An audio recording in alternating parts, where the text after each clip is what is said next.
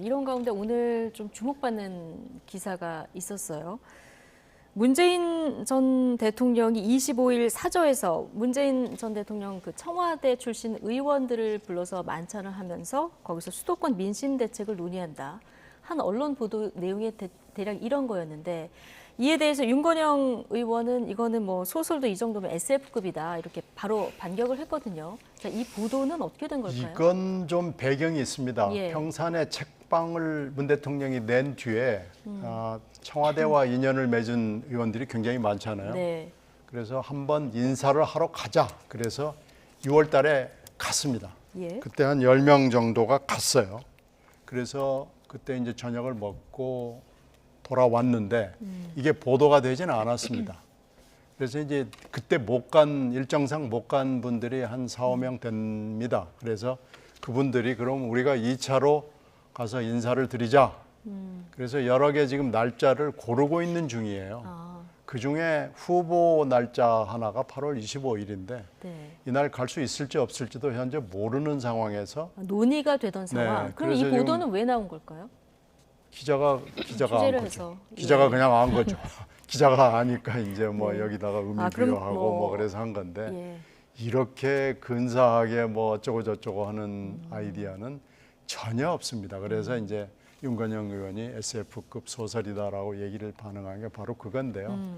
1차 때 간 게 보도가 만약에 됐더라면 뭐 아무것도 아닌데 그걸 또 보도로 할 만큼 엄청난 일도 아니거든요. 예. 그러니까 그때 한 10여 명이 그냥 갔다 온 거고 아무 얘기도 안 한 거고 이번에 이제 이게 뭐 엄청난 일인 것처럼 돼 있는데 네.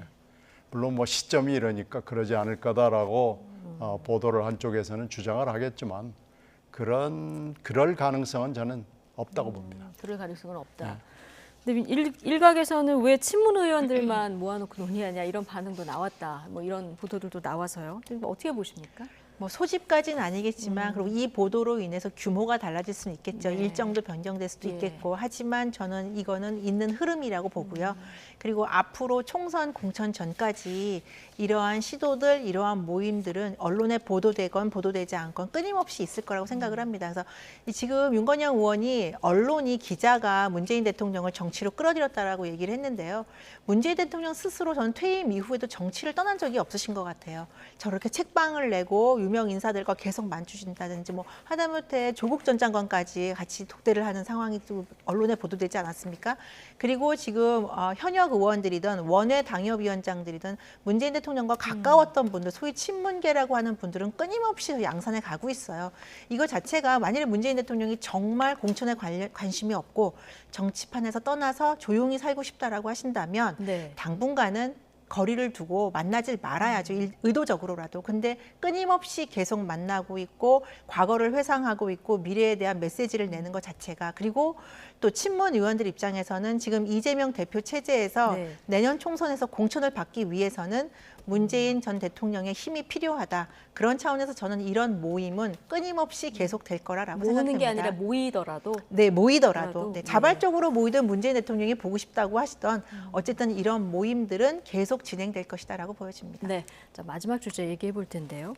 대북 송금 의혹 관련해서 이화영 전 경기도 평화부지사가 이재명 대표에게 보고했다. 이렇게 뭐 진술을 했다는 얘기가 전해졌다가 또 옥중 편지에서는 또 아니다 전해져서 신경민 전 의원께서 지난번에 출연하셨을 때 8월 8일 재판이 굉장히 중요하다 하셨거든요.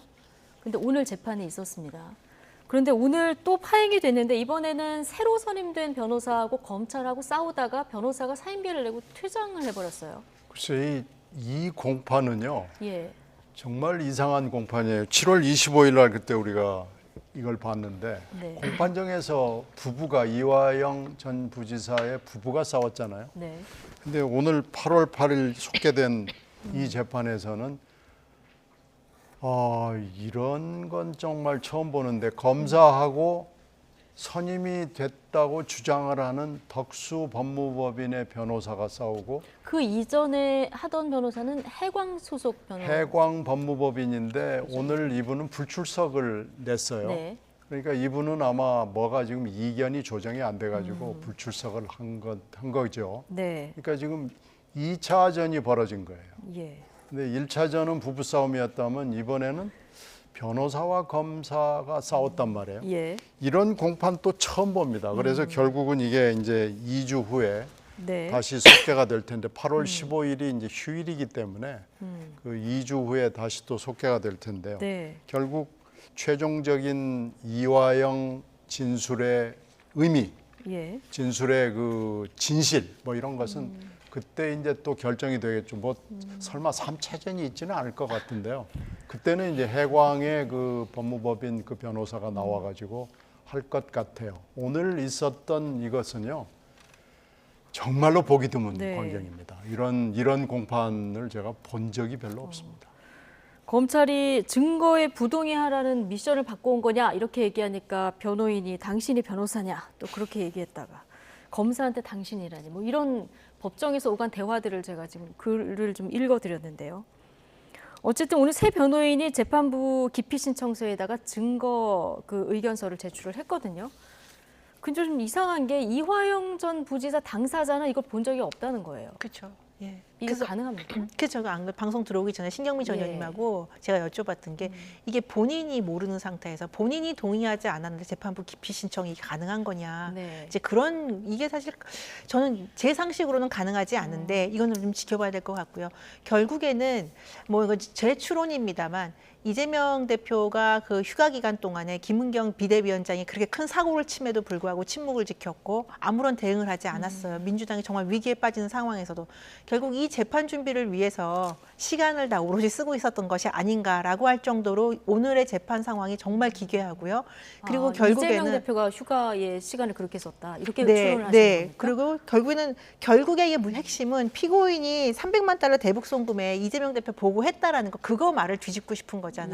이것이 만일에 인정이 되는 경우에는 이재명 대표가 앞으로 소환돼서 조사를 받을 때 굉장히 크게 이재명 대표는 치명적인 증거가 네. 될 수 있기 때문에 물론 발언이지만 치명적인 증거가 될 수 있기 때문에 이거 관련해서 사실은 이재명 대표 주변에서 굉장히 치밀하게 준비를 하고 오늘 재판에 임했고 그래서 막판 뒤집기를 하려는 것이 아닌가 그런 추론이 가능한 재판이 아니었나 싶습니다. 의도적으로 재판 지연수를 쓰고 있다 이렇게 그렇죠. 보시는 그리고 건가요?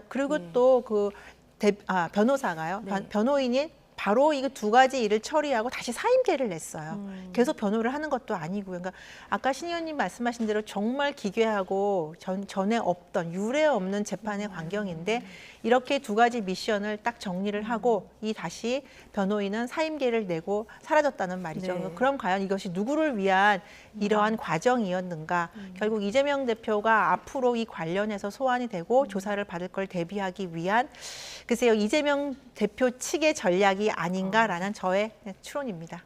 그럼 오늘 변호인이 이렇게 싸우고 사임계를 내고 나간 거는 이재명 대표 측의 어떤 지연 전략이다 이렇게 보시는 네. 거죠? 이렇게 보시는 건데 의견 어떠십니까? 물론 증거는 없죠. 네. 이재명 대표가 휴가 구상으로 이런 것들을 네. 했다 그런다면 그건 잘못된 거죠. 근데 뭐 증거는 없으니까 제가 뭐라고 그렇죠. 말씀드릴 예. 수는 없지만요. 이 덕수 법무법인 덕수 변호사가 갑자기 튀어들어와서 기피 신청하고 증거부동의 의견서 내고 또 바로 사임을 해버리고 피고인은 또 기피 신청에 대해서 동의하지 않는다고 그래요. 근데 이 기피 신청이라는 건 네. 재판부 당신 자격이 없어라고 하는 거기 때문에 이거 거의 웬만해서는 하지 않는 겁니다. 아주 재판부가 이상한 행태를 보일 경우에 피고인이 하는 거거든요.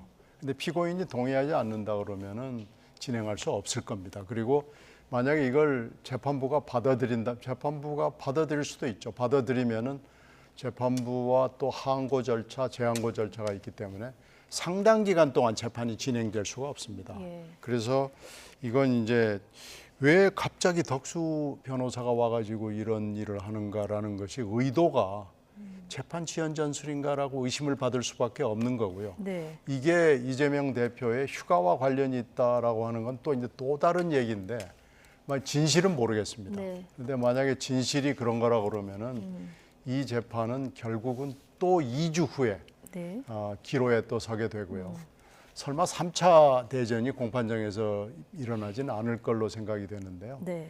22일 재판에서는 해광 법무법인의 그 원래 10개월 동안 맡았던 변호사가 등장을 해서 네. 지금까지 있었던 모든 혼란을 정리할 수밖에 없을 거고요. 네. 그렇게 될 걸로 예상합니다. 예, 뭐 휴가와 관련된 일이라는 건 아직 아무 연결고리가 네네. 예, 없다는 점 말씀을 드리고, 자 오늘 이화영 전 부지사가 뭐라 그랬냐면 지금 말씀하신 대로 해광 변호사들과 정상적인 재판을 희망한다 이렇게 얘기를 했거든요. 오늘 이화영 전 부지사 입이 굉장히 주목된 상황인데 여기서 어떤 걸 읽으십니까? 그래서 이게 피고인이 원하는 재판 네. 의 모습과 그러니까 본인이 지금 경험하고 있는 거 아니겠습니까? 예. 본인이 어쨌든 재판장에 서 있는 거고 본인이 원하는 것과 본인이 계획하는 것과 그 피고인 주변에 다른 사람들이 계획하고 원하는 그 재판의 방향이 다르다라는 걸 느끼고 있고요. 그리고 이화영 전 부지사 같은 경우에는 본인이 무력감을 느끼고 있는 것이 아닌가라는 생각이 듭니다. 그러니까 물론 이제 지난주에 부인이 크게 이제 언론에 나와서 이것을 이제 남편이 원하는 방향으로 재판을 끌고 가지 않는다. 그리고 네. 누군가에게 회유된 듯한 정황이 있다. 그래서 변호사를 사임계를 내고 이런 것들이 일련의 절차도 사실 없었던 일들이거든요. 전례를 보기 어려웠던 일들인데요. 이런 걸 보면서 이화영 부지사가 이 재판에서 그 무기력증을 느끼면서 앞으로 이 재판이 이화영 전 부지사가 어떤 진술을 하더라도 그 주변인들에 의해서 많이 방향이 흐려질 수도 있겠다. 그러니까 원하는 방향대로 가지 않을 수도 있겠다. 그래서 이 재판이 아까 말씀드렸지만 결국에는 네. 지연술에 의해서 이화영 부지사를 무기력감에 빠지게 하는 그런 방향으로 흘러가고 있는 것이 아닌가라 싶습니다. 기존 그 변호사들과 정상적인 재판을 희망한다. 자, 이 발언은 그러면 기존의 이화영 전 부지사가 내가 이재명 대표에게 보고했다. 이 진술을 유지하겠다는 뜻이 담긴 걸까요? 그렇죠. 지금 아마 엄청난 압박을 받고 있는 것이 분명한데요. 오늘 이 피고인의 진술로 봐서는 검찰에서 진술한 내용 그리고 그건 법무법인 해광의 변호사하고 함께 했던 진술이거든요. 네. 그 진술을 오늘 현재까지는 유지하겠다라는 이 결의로 보입니다. 따라서 8월 22일 날 재판이 속개되면 네. 이 부분이 집중적으로 신문이 될 거고 검찰 신문을 통해서 증거 능력을 갖게 되거든요. 그러니까 8월 8일 재판이 결국은 22일로 예. 연기가 된 거다 이렇게 볼 수 있습니다. 알겠습니다. 그러나 지금 부인은 또 검찰의 압박에 의해서 거짓 진술을 한 거다 이렇게 주장을 하고 있기 때문에 8월 22일 재판에서 다시 한번 이화영 전 부지사의 진술을 좀 주목해 봐야겠습니다. 나이트 포커스 오늘 여기까지입니다. 민현주, 신경민 전직위원 두 분과 함께했습니다. 고맙습니다.